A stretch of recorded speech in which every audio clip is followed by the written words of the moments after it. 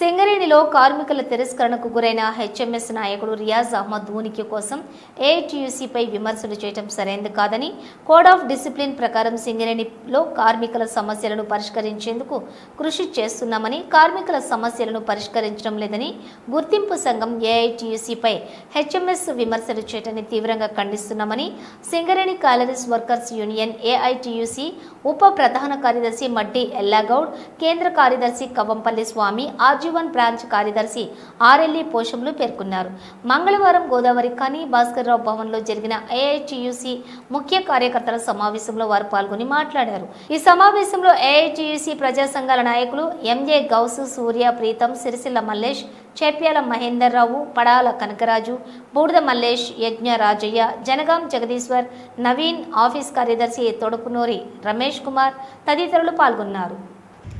సీతారామయ్య 6 నెలలు అమెరికా వేయండు, మళ్ళీ వచ్చి కార్మికులు వ్యతిరేకత ఉన్నారు కాబట్టి ఒకటి మాట్లాడిన అన్నాడు. మేము గతంలో చాలాసార్లు చెప్పినాం, ఎన్ని తీర్ల మాట్లాడాను అని తీర్ల మాట్లాడినాం, కానీ నీ మనసు మారతలేదు, నువ్వు మారతలేవు.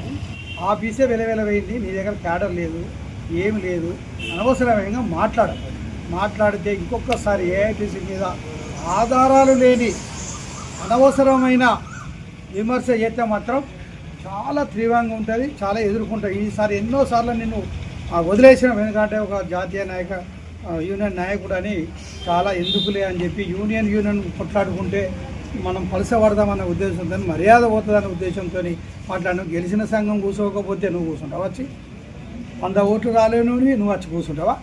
సింగరేణిలో ఇవాళ మేము లీగల్గా పెడుతున్నాం కార్మిక హక్కుల మీద.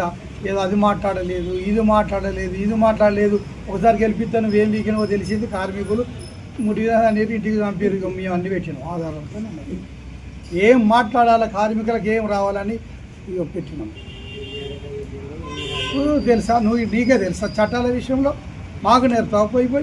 కాబట్టి ఇంకొకసారి కనుక అనవసరమైన ఆరోపణలు చేస్తే మాత్రం తీవ్రంగా ఖండిస్తాను, తగిన ఇది చెల్లించవలసి వస్తుందని చెప్పి ఇంకొకసారి మర్యాదపూర్వకంగా చెప్తాను. ఇంకనైనా మారుకొని కలిసి పనిచేద్దామన్న ఉద్దేశంతో రావాలి తప్ప ఇంకొకసారి కనుక ఇస్తే చాలా తీవ్రంగా ఎదుర్కోవలసి వస్తుందని చెప్పి ఈ సందర్భంగా తెలియజేస్తాను. జీఎం గారితో మాట్లాడే అర్హత నీకు ఎక్కడిది?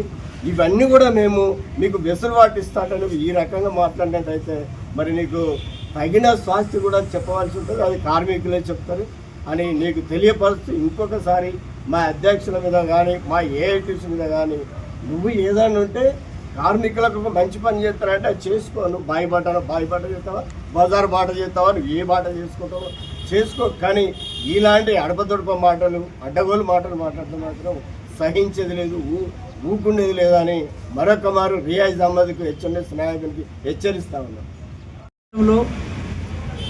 ఏరియాలో కానీ కార్పొరేట్ స్థాయిలో కానీ నిర్మాణాత్మక సమావేశాలు జరగలేదు. కానీ ఏఐటీయూసీ గుర్తింపు సంఘంగా గెలిచిన తర్వాత ఏరియాలో కార్పొరేట్ స్థాయిలో స్ట్రక్చర్ మీటింగ్ల ద్వారా కార్మిక సమస్యల్ని యాజమాన్యం దృష్టికి తీసుకువెళ్ళి పరిష్కారానికి పాటుపడుతున్నది ఏఐటీయూసీ.